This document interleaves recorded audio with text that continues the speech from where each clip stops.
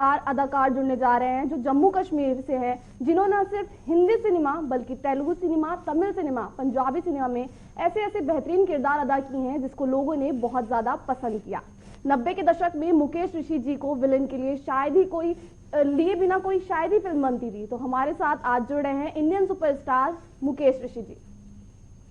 आपका बहुत बहुत स्वागत है सर हमारे साथ जुड़ने के लिए। Thank you.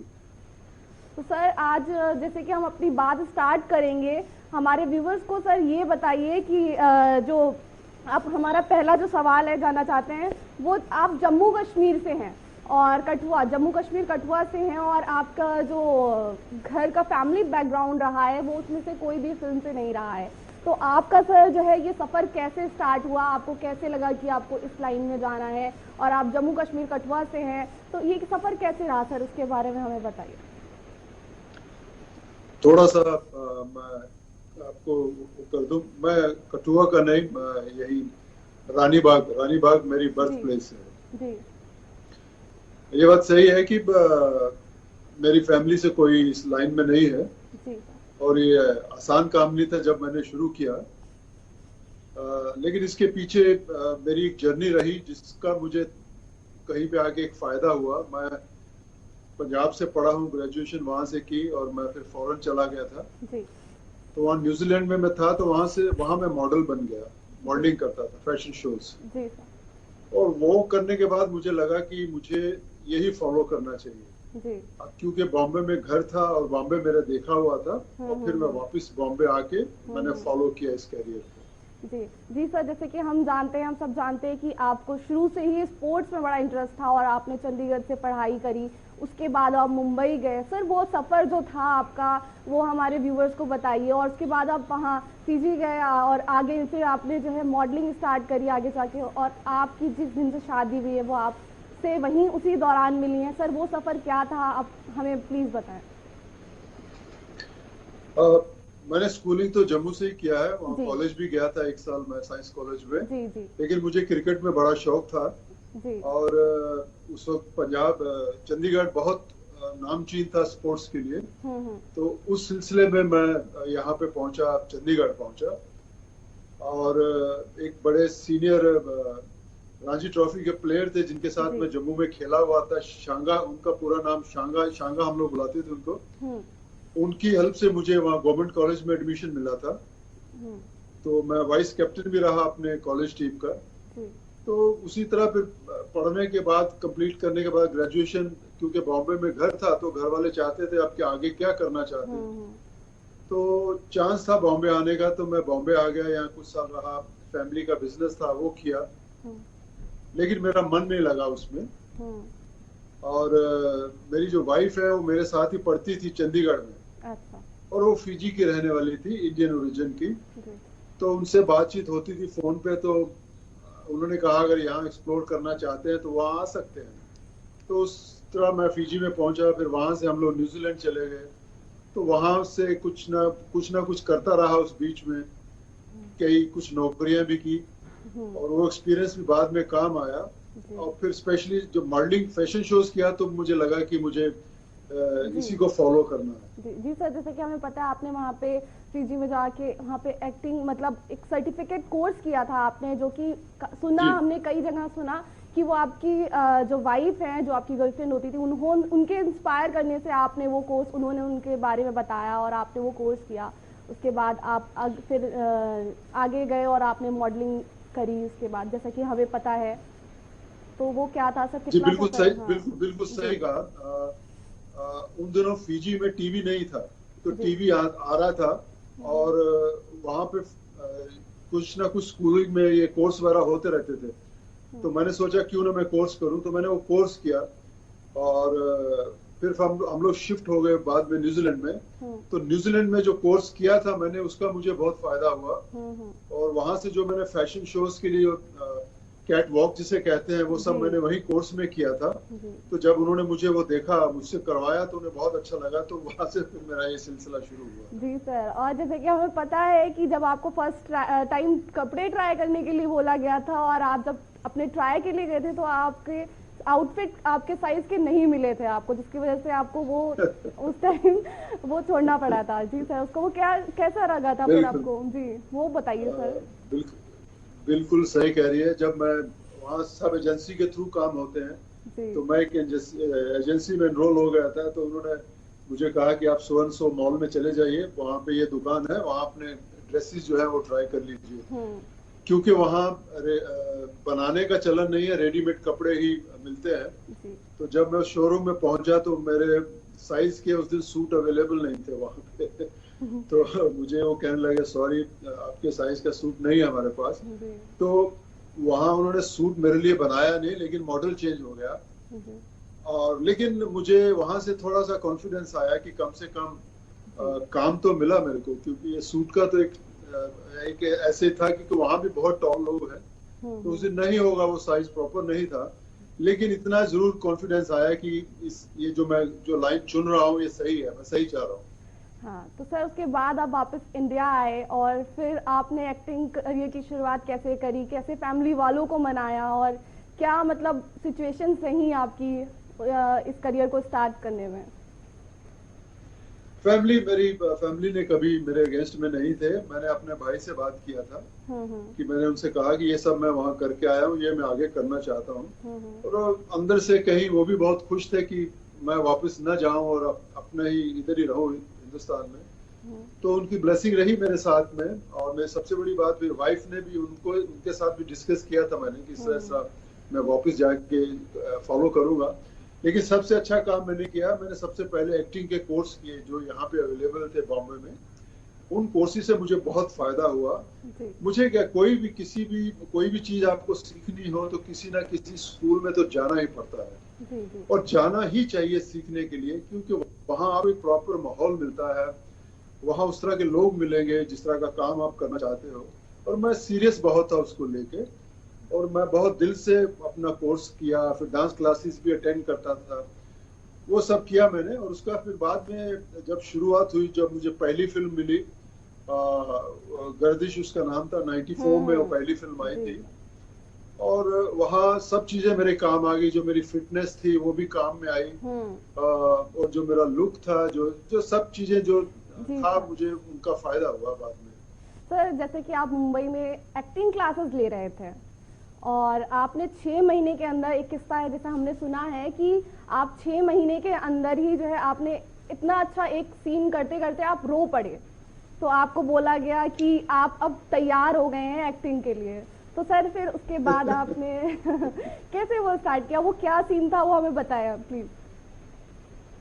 वो एक्चुअली रोशन तनेजा साहब बहुत पॉपुलर, सबसे बड़ा नाम था, जिनके पास मैं कोर्स करता था जी।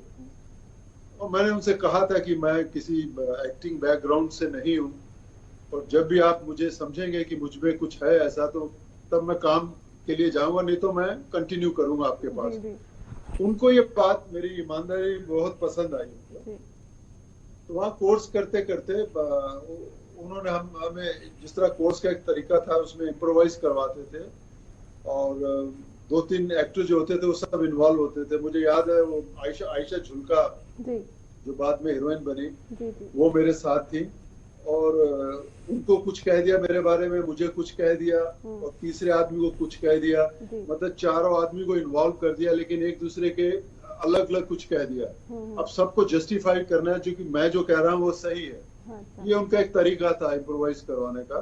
और मैं उसमें इतना इन्वॉल्व हो गया, क्योंकि आयशा झुलका को कहा कि ये मेरी बहन है, और ये कुछ ऐसा करना चाह रही है जो मुझे पसंद नहीं है, और मुझे कन्विंस करना है जी। और आयशा झुलका को कह दिया कि ये भाई तुम्हारे अगेंस्ट है, ये तुम्हारा कुछ होने नहीं देगा। तो इस तरह का था।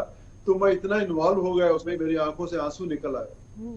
तो रोशन तनेजा साहब बाद में मुझे कहा कि लगता है कि तुम almost you are there as an actor, so तुम चाहो तो बाहर जा सकते हो, लोगों से मिल सकते हो काम के लिए। तो शायद मुझे लगा कि वो एक पैमाना होगा ट्रेनिंग का, जिसमें एक्टिंग है क्या। बाद में जो चीजें समझ में आई, एक्टिंग यही है कि उस गिवन टाइम में आप उस रोल में चले जाएं, उस कैरेक्टर में चले जाएं जो आपको करने को कहा जा रहा है, और उसे आप होल्ड कर सकते हैं। अगर 5 मिनट 10 मिनट का वो सीन है, तो अगर आप वहां पे हस्बैंड बन के हैं, या बुरा आदमी बन के हैं, या भाई बन के हैं, या जीजा बन के हैं, अगर आप उसमें रहते हैं उसमें और उसमें कुछ करते हैं तो वही एक्टिंग है। यही बातें बाद में समझ में आई, तो यही हम सीखा है बाद में, और यही समझ में आया कि आप किस तरह इन्वॉल्व होते हो काम करते समय अपने अपने उसमें करेक्टर में।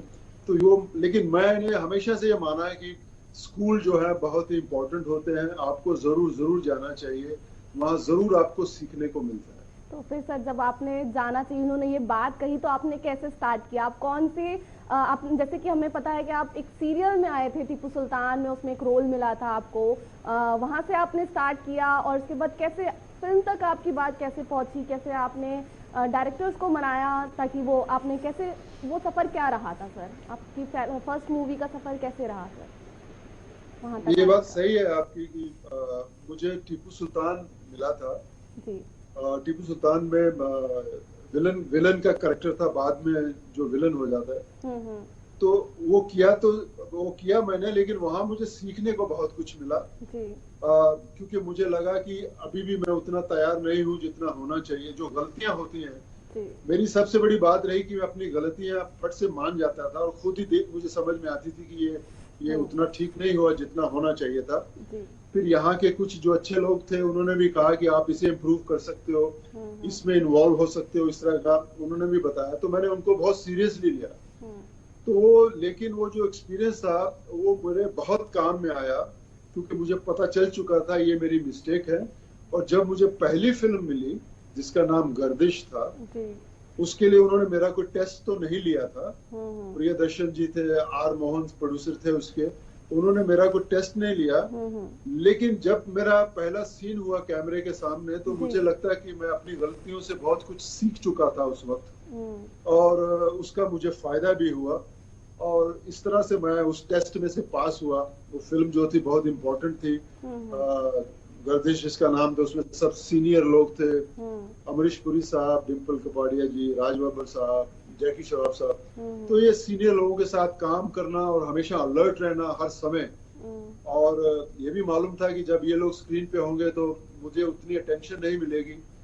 और ये सब सीखें जो थी, मैं इन्वॉल्व रहता था, सीरियस रहता था, तो उन चीजों का मुझे फायदा हुआ। जी, जैसा कि सर मैंने एक इंटरव्यू में सुना था कि आपने कहा था कि उस वक्त आपको किसी ने बोला था कि हो सकता है कि लोगों की नजर आप पे ना जाए, डायरेक्टर की नजर आप पे ना जाए, आप पे फोकस ना जाए, बट आपको अपने आप को खुद में ही लोगों को दिखाना है कि आप क्या हैं। और जैसा कि आपका काम रहा वो लाजवाब रहा, और मतलब लोगों ने उसे इतना पसंद किया और इतना सराहा कि मतलब अब तक लोगों को वो याद है, और शायद आपने भी उसे कहीं ना कहीं बहुत दिल पे लिया और उसको काम हमें देखने को मिला सर, और वो चीज़ें बहुत याद रही। सर आपका एक डायलॉग है, मैं हूँ बिल्ला, सर वो हमारे व्यूवर्स जरूर सुनना चाहेंगे, क्या एक बार बोल के दिखा दी, उसको जिंदा कर दीजिए सर उस डायलॉग को बोल के। आपने ठीक कहा। मुझे राज बब्बर साहब ने एक बात कही थी, राज बब्बर साहब के साथ रात को डिनर करने का मौका मिला था जी। तो उन्होंने तो स्क्रिप्ट हुआ था, तो उन्होंने मुझसे कहा था कि मुकेश साहब सीनियर लोग हैं और हो सकता है डायरेक्टर की पहली फिल्म है तो आपके ऊपर उतना ध्यान ना जाए, लेकिन आपको ख्याल रखना पड़ेगा अपना। जैसे ही तुम वो पठानी सूट पहनोगे तो ये समझ लो कि तुम्हारे से बड़ा कोई नहीं है वहाँ पे, तुम हो पठान, असली पठान हो तुम, तुम्हारा वो कैरेक्टर है। तो ये शब्द उनके मेरे बहुत काम में आया, और वाकई ही ऐसा हुआ। जब मैं काम करता था पठानी सूट पहन के, तो मेरे को कभी परवाह नहीं हुई कि मेरे सामने कौन है। तो कभी कभी सीनियर लोग जो है जब प्यार से एडवाइस देते हैं तो वो बहुत बहुत मान्य रखती है और बहुत फायदेमंद होती है आपके लिए। आप उस बुल्ला के लिए कह रहे थे जी सर। जब बुल्ला फिल्म बन रही थी तो हम लोग बहुत खुश नहीं थे ये क्या हो रहा है, क्यों हम इस तरह बोल रहे हैं। अच्छा। क्या आगे हम इस तरह की फिल्म करनी चाहिए कि नहीं करनी चाहिए। बहरहाल वो फिल्म जब नेट आया तो नेट के ऊपर इतनी कामयाब हुई, आजकल के नौजवानों ने उसे पसंद किया, उसकी लाइनों को ह्यूमर में लिया, सीरियसली नहीं लिया, एक ह्यूमर में लिया। तो आज करते करते ऑलमोस्ट बुल्ला के ऊपर कई गाने बन गए हैं, लाइनें बोली जाती हैं, शब्द बोले जाते हैं इस तरह। उसकी लाइन कुछ, मेरा नाम है बुल्ला और मैं रखता हूँ हमेशा खुला। सर बहुत ही अच्छा लगा, और आपने इसे बोला, इसमें मतलब ये सिर्फ आप ही हैं जो ये लाइन को बहुत ही अच्छा बोल सकते हैं, और मतलब इसे आज की जनरेशन, आज के व्यूवर्स इतना ज़्यादा पसंद करते हैं, और ये आपका जो डायलॉग है मतलब वो फॉर एवर है। और सर जैसे कि आपको स्टार्टिंग ही एक विलन के रोल से मिली, तो सर आपको कहीं नहीं लगता कि आपकी पर्सनालिटी, आपकी बॉडी इसमें थी कि आप हीरो के रोल में भी आ सकते थे, और लेकिन आपका सफ़र जो है सिर्फ विलन के ही रोल में निपटा रहा, और आप लेकिन उसको उसमें भी आपको दर्शकों ने उसे खूब पसंद किया, खूब सराहा। तो सर आपको कहाँ कहीं ऐसा लगा कि आपको हीरो के लिए ट्राई करना चाहिए या कुछ अच्छे रोल्स मिलने चाहिए विलन से हट के? नहीं, मुझे मेरे मन में बिल्कुल नहीं आया, क्योंकि मैं एकदम क्लियर था जी। क्योंकि मैं एक्टर फैमिली से नहीं था, कुछ बहुत लोग नहीं थे मेरे पास जो मुझे बताने वाले थे कि मेरी लुक कैसी है, मुझे ये फॉलो करना चाहिए, ये रास्ता मेरे लिए ठीक है। ऐसा नहीं था, मेरे को खुद अपने आप को फॉलो करना था। जो कुछ मेरे अंदर हो रहा था मैंने उसी को फॉलो किया, और वही सही था मेरे लिए। ये था कि कुछ लोग मिले जिन्होंने कोशिश की, कुछ एक आध फिल्मों की बात कहानी भी सुनाई कि तुम लीड रोल करोगे इसका, लेकिन मैंने उनको बहुत सीरियसली नहीं लिया, और वो हुआ भी नहीं। मैंने वही किया जो मेरे अंदर हो रहा था। मुझे लग रहा था शायद विलन का जो चीज है इसकी जिम्मेदारी कम होती है, रिस्पॉन्सिबिलिटी कम होती है विलन की, क्योंकि हीरो की रिस्पॉन्सिबिलिटी ज्यादा होती है। और मेरे फीचर्स भी वैसे नहीं थे, मैं एक स्पोर्ट्समैन लुक का आदमी था, बाल छोटे छोटे थे मेरे। तो मैंने बिल्कुल सही किया, मैंने जो फॉलो किया वही सही था, और उसी का नतीजा है कि मैं आज आपके सामने बैठा हूँ। जी सर, जैसे कि हम सब जानते हैं कि 90 के दशक की जो फिल्में रहती थी, मतलब आपको विलेन के रोल दिए बिना वो ज्यादातर अधूरी ही रहती थी। आपका उसमें मतलब जितनी भी मूवीज रही हैं उसमें आपका विलेन का रोल ऑलमोस्ट रहा है, और वो सुपर हिट जाती थी मूवी। मोस्टली लोग ज्यादा कैरेक्टर्स याद रखें ना रखें, लेकिन आपके कैरेक्टर्स को हमेशा याद रखा जाता था, और आपकी एक्टिंग जो थी माशाल्लाह मतलब बहुत ही ज्यादा अच्छी हुआ करती थी। मतलब और इवन है सर आपका जो तेलुगु फिल्मों का सफर है और मलयालम फिल्म का सफर है, पंजाबी फिल्मों का सफर है, वो उसमें हिंदी बॉलीवुड से ज्यादा कैसा डिफरेंस क्या रहा, उसके बारे में हमें बताइए। उसमें क्या अलग पाया आपने, या फिर क्या मतलब डिफरेंट चीजें जो रही हैं हमारे बॉलीवुड हिंदी फिल्मों से अलावा, उसमें क्या आपका सफर कैसा रहा? ये फिल्में करते करते मुझे साउथ इंडिया के ऑफर्स आने लगे, तो मैंने शुरुआत की। लेकिन थोड़ा बहुत मैं उनके बारे में जानता था कि बहुत डिसिप्लिन लोग हैं वो, काम बहुत टाइम पे शुरू होता है, और वो पसंद करते हैं कि उनके एक्टर्स जो है वो टाइम पे वहाँ पहुंचे। और इसी बात को लेकर जब मैं वहाँ पहुंचा तो मुझे पहले दिन ही समझ में आ गया था कि मुझे इस तरह करना पड़ेगा, और मैंने वैसा ही किया। मैं बिल्कुल टाइम पे वहाँ पहुंच जाता था। मुझे अगर एक बार आपने टाइम दे दिया है कि आप मुझे 7 बजे रिपोर्ट करना है, फिर मुझे ना तो उठाने की जरूरत है, ना मुझे ये कहने की जरूरत है कि गाड़ी नीचे आ गई है, वो मेरी ड्यूटी बन जाती है। तो मैं उसी को फॉलो करता हूँ, आज भी मैं वैसा ही करता हूँ। एक बार आप मुझे टाइम दे दीजिए बात का, तो मैं पहुंच जाऊंगा। दूसरे का क्या टाइमिंग है मुझे फर्क नहीं पड़ता, मैं अपने टाइम पे वहां पहुंच जाऊंगा। और इस बात का मुझे बहुत फायदा हुआ, क्योंकि वो लोग इस बात की बहुत रिस्पेक्ट करते हैं कि एक्टर जब टाइम पे पहुंचते हैं। तो वहाँ तेलुगु, तमिल, मलयालम, कन्नड़ ये सब फिल्में की। फिर पंजाबी फिल्म की कुछ ऑफर्स आई, तो पंजाबी में थोड़ा सा मुझे ध्यान रखना पड़ता था कि रोल जो है वो बराबर होना चाहिए, क्योंकि हिंदी सिनेमा सब लोग देखते थे, और हिंदी सिनेमा में मैंने बड़े हीरो के सामने विलन का काम किया था। तो वहाँ कुछ फिल्में मैंने की जो कामयाब हुई, लोगों ने पसंद की। अभी एक फिल्म है जो मैंने लीड रोल में की है, जिसका नाम है नानक नाम जहाज है। ये फिल्म वही है जो इससे पहले भी ये फिल्म बनी थी, जिसको पृथ्वीराज कपूर जी ने रोल किया था। वही रोल मैंने किया है इस फिल्म में, और बहुत मजा आया वो करके। एक पंजाबी फिल्म और है मेरी जो मैंने अभी कंप्लीट करने वाले हैं हम लोग, उसमें अपने बेटे को लॉन्च किया मैंने। अच्छा सर। उस फिल्म को मेरी कंपनी है उसने प्रोड्यूस किया है, राघव ऋषि उसका नाम है, उसको एज ए हीरो लॉन्च किया है। फिल्म का नाम है निडर। तो पंजाबी के लिए जो मेरी इज्जत थी, अपनी बोली के लिए जो मैं कुछ करना चाहता था, तो मुझे लगा कि ये बेस्ट तरीका है मेरे पास कि मेरे बच्चों को भी पंजाबी के बारे में ज्यादा समझ आएगी, कल्चर के बारे में पता चलेगा। तो क्यों ना मैं एक पंजाबी फिल्म ही बनाऊं उसके लिए, और उसको इसमें इंट्रोड्यूस करते हैं।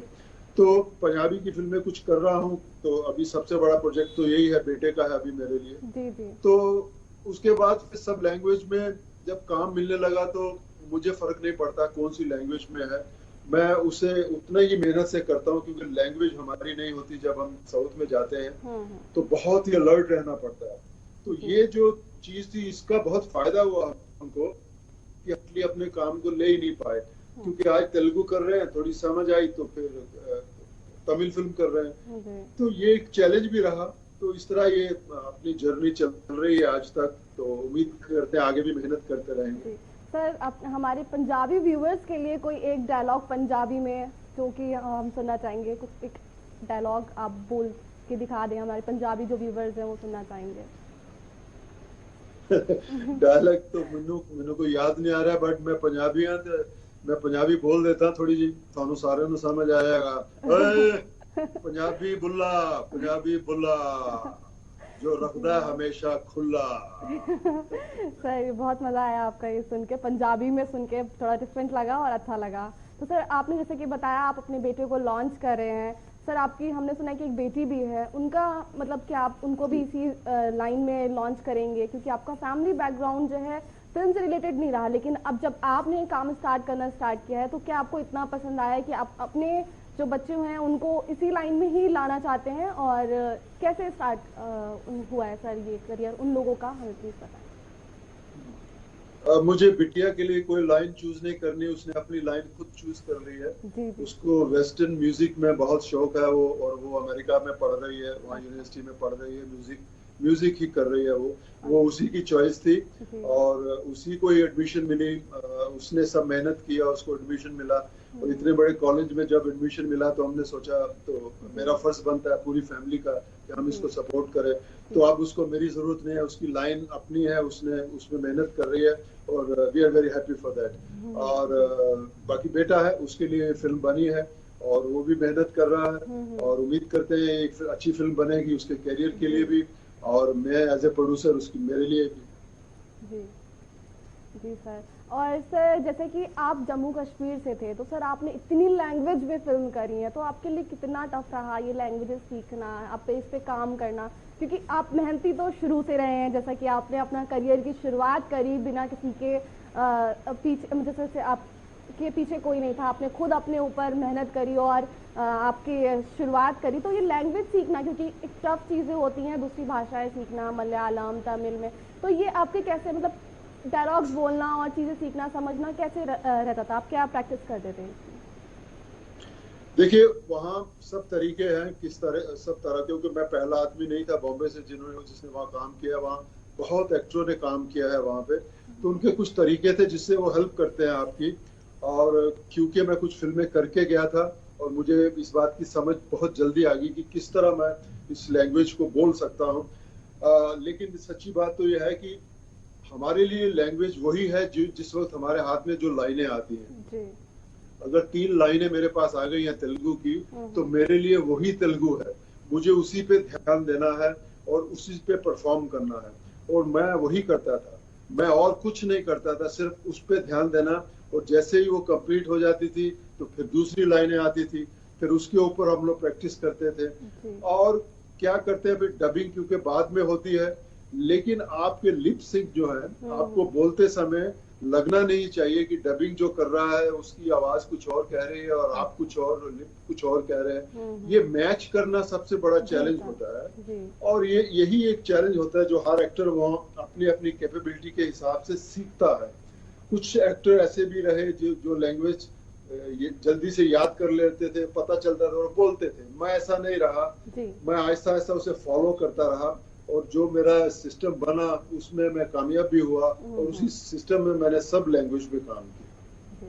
सर, जाते जाते अब आपसे एक ही क्वेश्चन है। सर, आप इतने फिट हैं माशाल्लाह, इतनी अच्छी बॉडी है आपकी, लंबे चौड़े हैं सर, इतना, और जो आप फिट रहते हैं, आप जैसे जब लॉन्च हुए थे मूवी वगैरह में, तब से और अब तक आपका मतलब जो चेंज है वो मतलब एक अच्छे फॉर्म में ही दिखा है, बल्कि डिफरेंट नहीं दिखा। आपकी इतनी एज होने के बावजूद बिल्कुल दिखता ही नहीं है। तो सर, ये हमारे व्यूवर्स को कुछ फिटनेस टिप्स दीजिए सर, और कुछ हेल्दी कैसे रहे और कैसे शेड्यूल फॉलो करें एक अच्छी फिटनेस का, और जैसे कि कोरोना पीरियड चल रहा है, एक हेल्दी एनवायरनमेंट कैसे क्रिएट करें, पॉजिटिविटी कैसे लाएं, आप हमें बताएं।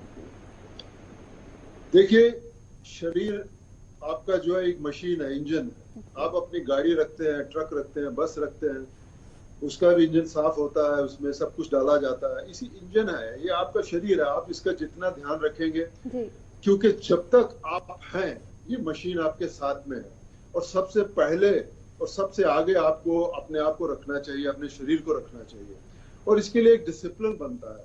आप उस डिसिप्लिन को फॉलो करते रहिए तो आपको अपने लिए समय निकालने में बहुत मुश्किल नहीं होगी। और यही डिसिप्लिन जो है मुझे कोरोना काल में बहुत बहुत हेल्प किया। वही चीज मेरा बेटा भी फॉलो करता है, वो भी एक्सरसाइज करता है। तो हम लोग क्या करते हैं, हम लोगों ने कुछ सामान लेके अपने घर में रख लिया और वहां हम अपनी एक्सरसाइज कर लेते हैं। घर के अंदर 1.5-2 घंटा अपने आप में पसीना निकलता है, एक्सरसाइज करते हैं। एज सबकी बढ़नी है, सबकी उम्र आती है, लेकिन आप कितना ग्रेसफुली उसको रखना चाहते हैं, अपने शरीर को ध्यान रखेंगे तो उतना ही वो जो है आपका शरीर आपका साथ देगा। और ये हमने कभी सोचा नहीं था कि ऐसे सालों साल घरों में रहना पड़ेगा, तो आपको अपना ख्याल रखना ही चाहिए। और क्योंकि कोरोना का समय है तो मैं आप लोगों से हाथ जोड़ के विनती करूंगा कि आप लोग अपना ध्यान रखें, अपनी सेहत का ध्यान रखें। इस लॉकडाउन का समय है तो अपने आप को लॉकडाउन में रखें, मास्क जरूर पहने और हाथ सैनिटाइज करते रहें और ज्यादा लोगों के बीच ना जाएं। क्योंकि जब आप बीमार पड़ते हैं तो सिर्फ आप नहीं होंगे, सारा घर बीमार हो जाता है, क्योंकि सबके पास वो सुविधाएं नहीं होती। हॉस्पिटल में जाना, पूरा घर आपकी सेवा में लग जाएगा, आपसे किसी और को हो जाएगा। ये कोरोना किसी को नहीं देख रहा, कोरोना नहीं देखने वाला कि मेरे से कोरोना मेरे भाई को मिल सकता है, वो कुछ नहीं देखने वाला। तो प्लीज आप अपना ख्याल रखिए, अपने शरीर का ख्याल रखिए, तो इसी में ही सबकी भलाई है। तो आपको देखेंगे तो आस पड़ोस वाले भी आपसे खुश होकर वो भी आपको फॉलो करेंगे। तो जरूर कुछ ना कुछ ऐसा करें कि लोग आपको फॉलो करें। अपने शरीर का ख्याल रखें और इस कोविड के समय में, कोरोना काल में बहुत बहुत जरूरी है ये सब चीजों को आप फॉलो करें। जी सर, ये तो सही कहा आपने कि कोरोना पीरियड में ये सब चीजें हम फॉलो करें और फिट रहें और ज्यादा से ज्यादा पॉजिटिविटी फैलाएं। सर आपका बहुत बहुत शुक्रिया हमारे साथ जुड़ने के लिए। बहुत अच्छा लगा आपसे बात करके, आपकी बारे में जान के, और व्यूवर्स को भी बड़ा मजा आया। सर जाते जाते मैं फिर से वही कहूंगी कि आपका एक वही डायलॉग हम फिर से सुनना चाहेंगे। 10 नहीं साहब, 10,000 मिलेंगे। नहीं साहब नहीं, फिर कभी किसी सलीम से मत कहना, ये मुल्क उसका घर नहीं।